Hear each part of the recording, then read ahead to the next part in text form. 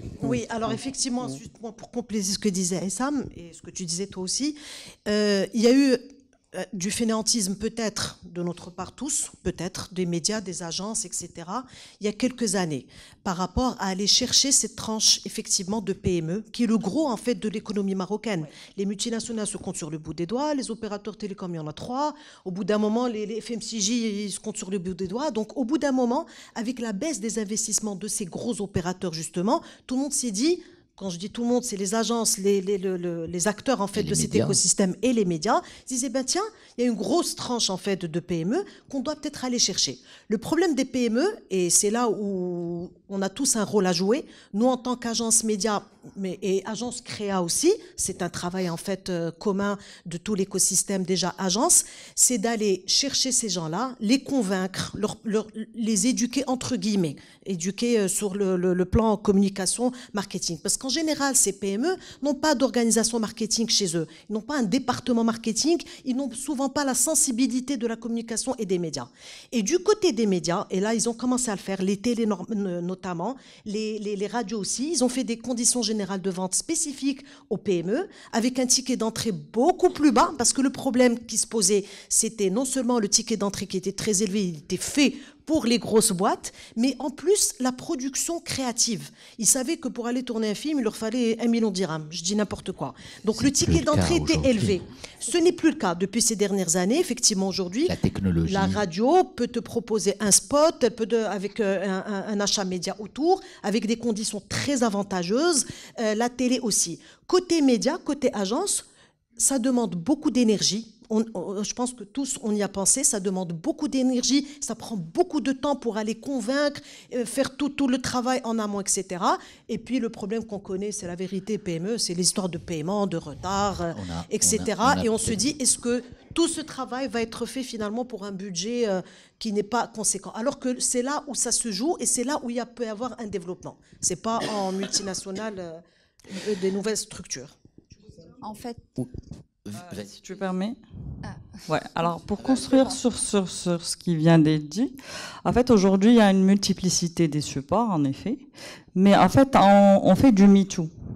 Je fais de l'affichage, je vais faire de l'affichage. Il y a des supports presse, généraliste, je fais un support presse généraliste, et puis voilà. L'effet pige. Ouais.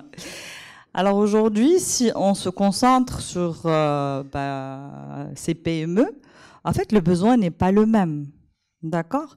Parce que clairement, aujourd'hui, les annonceurs qu'on a, on a des annonceurs qui s'adressent à des consommateurs, à des foyers, à des ménagères. Et puis voilà, tout le monde a fait le tour. Bon, il y a des médias qui sont là, qui sont établis, qui permettent d'y répondre. Aujourd'hui, ce qu'on n'a pas, c'est l'effet de spécialisation. C'est-à-dire que agence, on est des agences, voilà, qui sommes orientées, on va dire médias de masse, qui sommes orientés annonceurs de masse. Alors que si on voit, par exemple, en Europe, vous allez trouver une agence qui sont spécialisées dans la promotion des événements ou dans la promotion de quelque chose de vraiment particulier qui permet exactement et qui permet de répondre à un besoin, parce qu'aujourd'hui les PME, le gros de leur business c'est pas de la grande conso, hein, c'est pas ça. On est dans de petites industries, des industries support, de la sous-traitance. Et même si on est là voilà, c'est important d'accompagner, c'est important d'éduquer, mais il faut qu'ils aient une offre qui puisse répondre à leurs besoins une fois ils prennent conscience de l'importance de la publicité. On a parlé de complémentarité tout à l'heure, les offres d'agences particulières. Qu'est-ce que tu peux nous en dire, petit Sam? En fait, par rapport à ce qui a été dit, moi je vais vous faire un petit rappel par rapport à la période du Covid.